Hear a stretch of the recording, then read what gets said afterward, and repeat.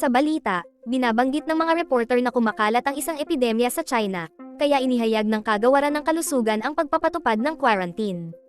Ang bagong sakit na ito ay tila dulot ng isang maliit na parasito na parang bulate kaya tinatawag ito ng publiko na worm flu.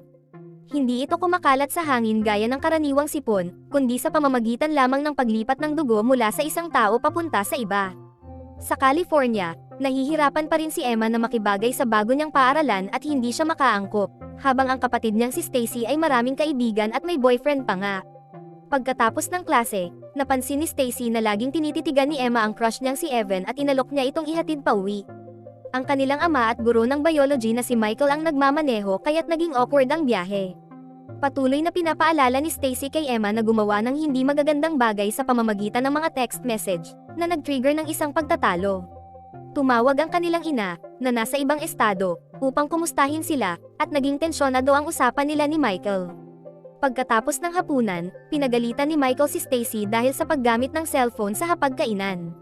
Nagalit si Stacy at ininsulto si Michael sa pagsisikap nitong maging isang tunay na pamilya kahit na halata namang hindi maayos ang kanilang kalagayan kasama ang kanilang ina, kaya pinalabas siya ni Michael sa kanilang kwarto. Pagkatapos ng hapunan, nag-video chat si Emma kay Gracie, na umiinom ng espesyal na tsaa dahil inuubo siya sa harap ng kanyang ina. Nanood sila ng video ng isang lalaking may sakit na pumasok sa isang elevator at kinagat ang ibang tao, na ayon sa mga chismis ay resulta ng worm flu. Biglang may pumasok na paper plane sa bintana at binuksan ito ni Emma upang makitang isang guhit mula kay Evan.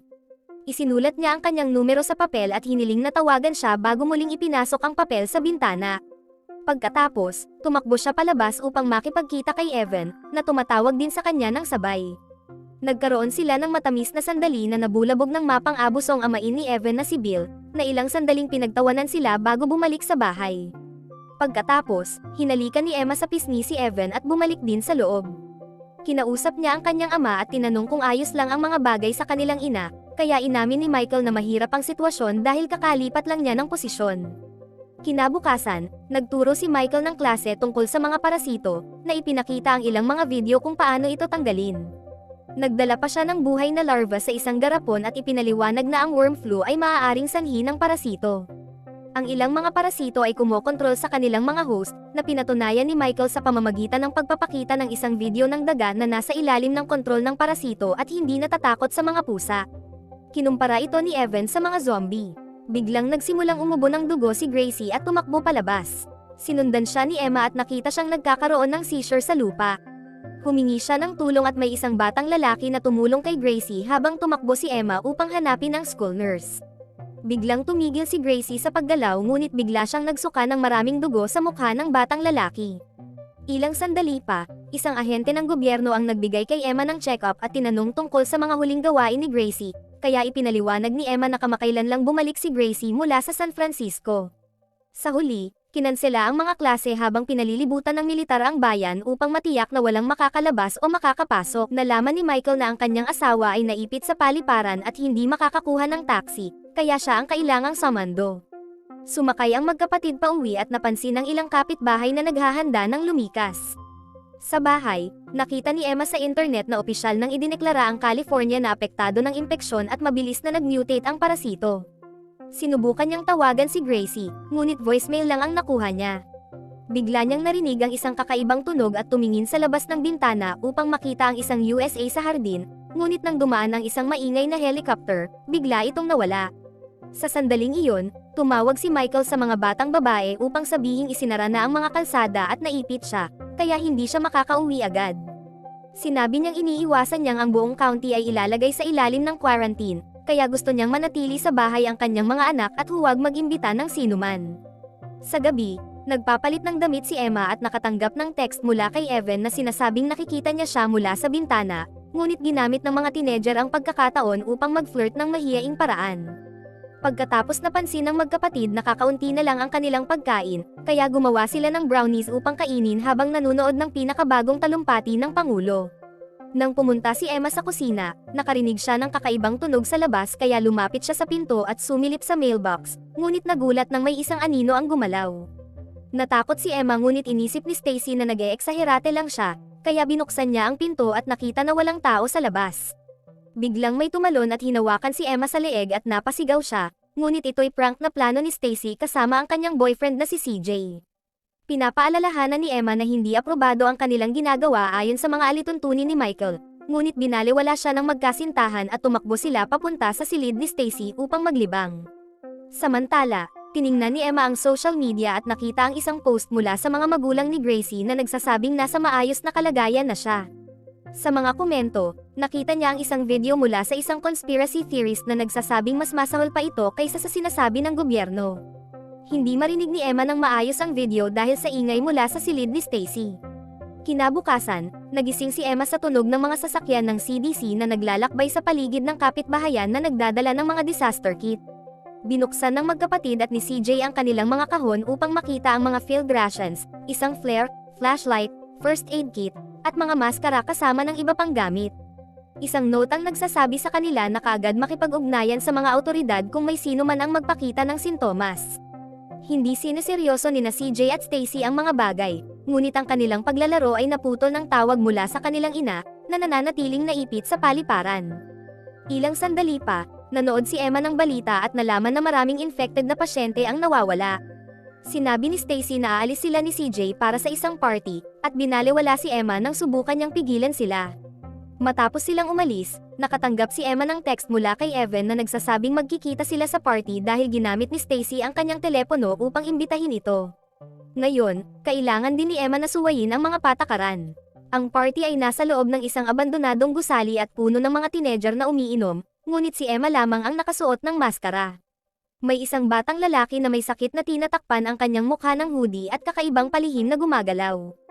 Nahanap ni Emma si Evan upang sumayaw at magbahagi ng inumin bago maghanap ng kaunting privacy. Karamihan sa mga silid ay okupado na ng mga magkasintahan, kaya napunta sila sa isang bathtub. Sinabi ni Evan kay Emma na gusto niya ito at handa na siyang halikan, ngunit naputol sila nang marinig nilang sumisigaw si Stacy. Lumalabas na nag-aaway siya sa isang batang babae at kay CJ dahil nahuli niya itong nagloloob sa ibang babae. Habang sinusubukan ni Emma na aliwin ang kanyang kapatid, hinawakan ng hoodie guy ang isang batang babae sa pamamagitan ng kanyang jacket at isang batang lalaki ang dumating upang ipagtanggol ito. Binitiwan ng hoodie guy ang batang babae at tumalikod, ipinakita ang mga pulang mata at madilim na mga ugat na nagpapahiwatig na siya ay infected. Pagkatapos ay itinapon niya ang batang lalaki ng may kahangahangang lakas at nagpanik ang lahat nang mapagtanto nilang ang hoodie guy ay umaatake. Tumakbo ang magkapatid upang magtago sa ibang silid at sumilip sa isang butas sa pader upang makita ang lahat na tumatakas mula sa pag-atake ng infected na lalaki. Nanatiling tahimik sina Emma at Stacy hanggang sa wala na silang marinig na ingay, at nang muli silang sumilip, nakita nilang sinusubukang tumakas ang isang batang babae. Sa kasamaang palad, gumawa siya ng ingay at nahanap siya ng baliw na lalaki at agad na pinatay. Pagkatapos niyang kumain sa katawan, ang parasito ay lumabas sa kanyang bibig. Hinintay ng magkapatid na umalis ang lalaki at lumabas sila, sinusubukang kumilos ng maingat. Sa kasamaang palad, nataman nila ang isang bote sa sahig at hinabol sila ng hoodie guy. Tinulak ni Stacy si Emma palayo at isinaboy ng hoodie guy ang dugo sa mukha ni Stacy. Pagkatapos ay tinanggal niya ang maskara ni Emma nang sinubukan itong isuot. Matapos ang ilang pakikipagbuno, nagawa ni Emma na suntukin ang lalaki upang mapabagsak ito. Sa parehong oras, pumasok ang isang parasito sa katawan ni Stacy sa pamamagitan ng kanyang mata, ngunit hindi niya ito sinabi kay Emma. Agad na nakarecover ang infected na lalaki at sinubukang umatake muli, ngunit dumating si Dave mula sa likod at pinabagsak siya gamit ang isang piraso ng kahoy. Sa sandaling iyon, narinig ng mga teenager ang mga sirena ng pulis na papalapit, kaya tumakas sila sa likod na pinto. Pagkaraan ng ilang sandali sa bahay, nagugas si Stacy ng lahat ng dugo. Patuloy na nanonood si Emma ng conspiracy theorist at nalaman na nagkakagulo na ang mga tao sa buong mundo, kaya't iniisip niya na ang mga parasito ay maaaring makipag-usap sa isa't isa gamit ang isang network na sila lamang ang makakarinig. Madalas na nawawala ang mga infected na tao dahil sila ay nagtitipon upang bumuo ng mga pugad. Ang video ay naputol ng isang mensahe mula sa gobyerno na nagpapaalala sa mga tao na alertuhan ang mga awtoridad kung makakakita sila ng anumang sintomas. Sinubukan ni Emma na mag-text kay Evan, ngunit hindi siya sumagot at pinatay ang ilaw sa kanyang kwarto. Kinabukasan, ilang siyentipiko ng army ang nagsagawa ng pagsusuri sa magkapatid upang malaman kung may anumang palatandaan ng virus at tinanong sila kung may nakasalamuha silang infected na tao, ngunit pareho silang nagsabi ng hindi. Pag-alis ng mga siyentipiko, may naramdaman si Stacy na kakaiba sa kanyang leeg kaya ibinaba niya ang kanyang buhok para takpan ito. Sa balita, ipinakita na walang tao sa mga kalye at ang militar ay nagmamarka ng bawat bahay na natapos nilang suriin gamit ang graffiti. Sa mga sandaling iyon, nakatanggap ang magkapatid ng tawag mula kay Michael, na nagsabing ay lock ang bawat bintana at pinto at kunin ang kanyang baril. Bago pa man siya makapagsalita pa, naputol ang tawag. Habang napansin ng mga batang babae na walang signal ang telepono, nagbalita ang TV na nagsimula ng bombahin ng pamahalaang Tsino ang mga lugar na maraming infected. Ngunit naputol din ang balita at isang emergency broadcast ang nag-anunsyo na ipinataw na ang batas militar. Naghanap ang magkapatid ng baril at nakita ni Emma ang singsing sa kasal ng kanilang ina, na nagpapatunay na may problema sa pagitan ng kanilang mga magulang. Natagpuan ni Stacy ang baril at ikinagulat ni Emma na mahusay itong hawakan ni Stacy, na isiniwalat na dating dinadala siya ni Michael sa firing range. Sa gabi, isang kapitbahay ang nagpaputok ng flare upang humingi ng tulong dahil mayroong isang infected. Sinubukan ni Emma na mag-text kay Michael ngunit hindi na ipadala ang kanyang mga mensahe dahil hindi na gumagana ang network. Nang dumating ang mga sundalo, dinala nila ang isang infected na babae habang hindi pinapansin ang protesta ng kanyang asawa. Di nagtagal, mas maraming flares ang lumitaw sa kalangitan, na nagpapahiwatig na mabilis na kumakalat ang parasito sa buong komunidad. Naisip ng magkapatid na masyadong delikado na at nagpasya silang umalis gamit ang kanilang sasakyan. Sinubukan ni Emma na anyayahan si Evan na sumama, ngunit isinara ni Bill ang bintana. Ilang sandali pa sa kalsada, nakita ng magkapatid na hinaharangan ng militar ang daan. Sinubukan ni Stacy na kumbinsihin ang mga sundalo na sila'y padaanin, ngunit tinawag siya ni Emma nang makita ang isang truck na paparating ng mabilis. Habang tumatakbo pabalik si Stacy sa sasakyan, masyadong malapit na ang truck sa harang kaya binaril ito ng mga sundalo. Dahil abala ang mga sundalo, nagawang makatakas ng mga batang babae at bumalik sa kanilang bahay. Kinabukasan, napansin ni Stacy na may bukol na tumutubo sa base ng kanyang leeg ngunit itinago niya ito. Isang sasakyan ng gobyerno ang naglibot at nag-anunsyo na labag na sa batas ang pagtatago ng infected na tao. Dahil nag-aalala, hinaypa ni Stacy ang isang karayom at sinubukang tanggalin ang bukol, ngunit may gumalaw sa ilalim nito kaya natigilan siya. Nang gabing iyon, sinabi ni Stacy na may kailangan siyang aminin, ngunit natakot siya sa huling sandali. Sa halip na sabihin kay Emma ang tungkol sa parasito, ibinahagi niya na si Michael ay nagkaroon ng relasyon sa isa sa kanyang mga estudyante noong nakaraang semestre. Nagalit si Emma dahil hindi siya in-inform tungkol dito, ngunit naputol ang usapan dahil sa pag-ubo ni Stacy.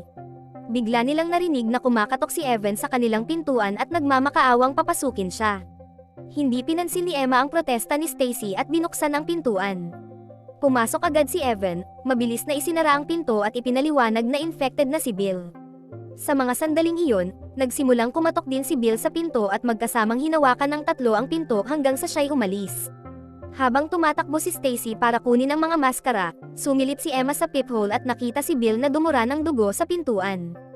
Pagkatapos, tumakbo si Bill sa paligid ng bahay at tumalon sa bintana, dahilan upang matamba ang mga teenager at mabitawan ang baril. Mabilis siyang nakarecover habang gumagalaw ang mga parasito sa kanyang leeg at lumabas sa kanyang mga tainga, unti-unting lumapit kay Emma. Ngunit bago pa siya ma-infect, kinuha ni Stacy ang baril at binaril si Bill. Nagpanik si Emma at habang sinusubukan siyang pakalmayin ni Evan, nahulog ni Stacy ang baril at aksidenteng pumutok ito habang siya'y bumagsak. Sinundan ito ng seizure at pag-ubo ng dugo, na nagkumpirma na infected na si Stacy. Ilang sandali pa, nakulong na si Stacy sa banyo. Iniisip ni Evan na dapat nilang isuko si Stacy sa mga sundalo, ngunit tumanggi si Emma na iwanan ang kanyang kapatid. Upang lokohin ang militar, lumabas si Emma at nagpinta ng graffiti sa kanilang bahay na nagsasabing lahat ng nasa loob ay malusog. Ilang oras ang lumipas, nagmamakaawa si Stacy ng pagkain at sinabihan si Emma na iwanan siya bago pa niya ito masaktan. Muling tumanggi si Emma at hinawakan ang kamay ng kanyang kapatid, pinaalalahanan ito na magkapatid sila at aalagaan ang isa't isa.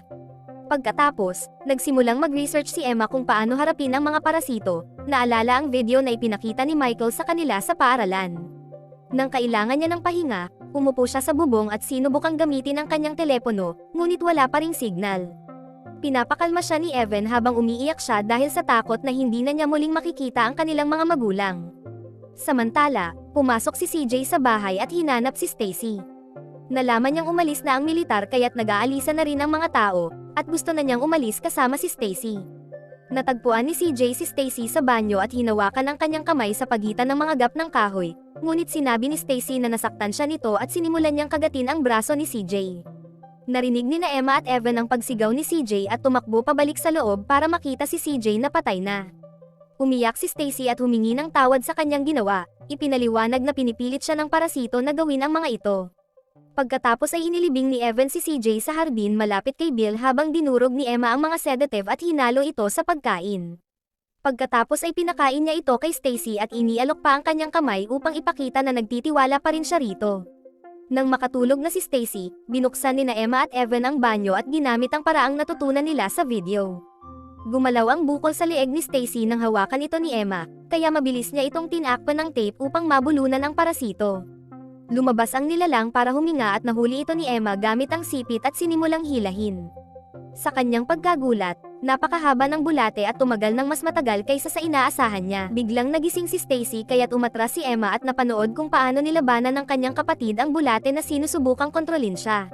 Sinubukan pang hawakan ng parasito ang kanyang braso, ngunit pagkatapos ng matinding pakikipagbuno, nahila ni Stacy ito palabas at pinagtulungan ni na Evan na apakan ito upang patayin. Kinabukasan, unti-unti nang bumabalik sa normal si Stacy at napansin ni Emma na halos wala na ang bukol sa leeg ng kanyang kapatid. Sa labas, isang truck ng militar ang nag-anunsyo na opisyal nang nagsisimula ang evacuation sa lugar na ito kaya dapat nang lumabas ang lahat, ngunit tumanggi pa rin si Emma na umalis dahil natatakot siya sa maaaring gawin ng mga ito kay Stacy. Makalipas ang ilang sandali, nagsimula nang gumamit ng scanner ang militar upang hanapin ang mga taong nagtatago sa kanilang mga bahay, na narinig ni Evan sa radyo. Samantala, sinuri ni Emma si Stacy at natagpuan itong puno ng mga bulate, ngunit ito'y panaginip lamang. Sa mga sandaling iyon, tinawag siya ni Evan sa kusina upang ipakita na wala na silang pagkain at ang mga mantsa ng dugo ay nagpapahiwatig na kasali si Stacy. Hinanap ni Emma ang kanyang kapatid at natagpuan niya itong tumatakbo palayo sa bahay, kaya't hinabol niya ito kasama si Evan. Sinundan nila ito papunta sa isang kalapit na bahay, kung saan natagpuan nila ang isang patay na pamilya. Base sa baril ng ama, pinatay niya ang iba bago magpakamatay. Sinundan ng dalawa ang mga bakas ng dugo sa sahig at pumasok sa isang storage room, kung saan ikinagulat nila ang pugad ng mga infected na tao na nakapalibot kay Gracie. Nasa sahig si Gracie at inaabot ang kanyang mga bulate papunta sa iba. Nang iminulat ni Gracie ang kanyang mga mata, sinubukan ni na Evan at Emma na umatras, ngunit aksidenteng nataman nila ang isang laruan na nagbigay ng atensyon sa mga infected. Agad silang tumakbo papalayo habang hinahabol sila ng mga infected, na lumabas pa ng bahay.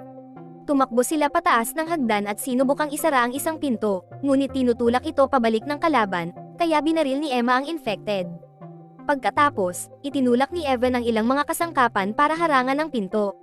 Natagpuan ni Emma si Stacy, na hindi mapigilan ang pakikinig sa mga boses ng mga parasito na nagsasabing patayin niya ang kanyang kapatid. Umiiyak si Stacy at nakiusap kay Emma na patayin na siya, ngunit sa unay tumanggi si Emma.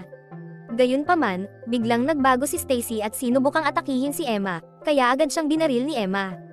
Gustong makasama ni Emma ang kanyang kapatid, ngunit binabasag na ng mga infected ang pinto kaya pinilit siya ni Evan na tumakas sa bintana. Habang umaakyat ang dalawa sa bubong, natuklasan nilang binobomba na ng militar ang lugar. Nagpasya silang tumalon sa isang swimming pool, na nagbigay ng proteksyon laban sa pagsabog sa huling segundo. Naghintay sina Emma at Evan sa ilalim ng tubig ng mas matagal hanggat kaya nila at nang sila'y umahan, natuklasan nilang wasak na ang kanilang bayan. Ilang sandali pa, nakarating ang dalawa sa barikada sa kalsada at natuklasang wala na ang mga sundalo. Huminto sila sa isang gas station at natagpuan ni Emma ang isang larawan ng kanilang pamilya sa bintana. Iniwan ito ng kanilang ama kasama ang isang sulat na nagsasabing magtungo ang magkapatid sa bahay ng kanilang tiyuhin sa Washington.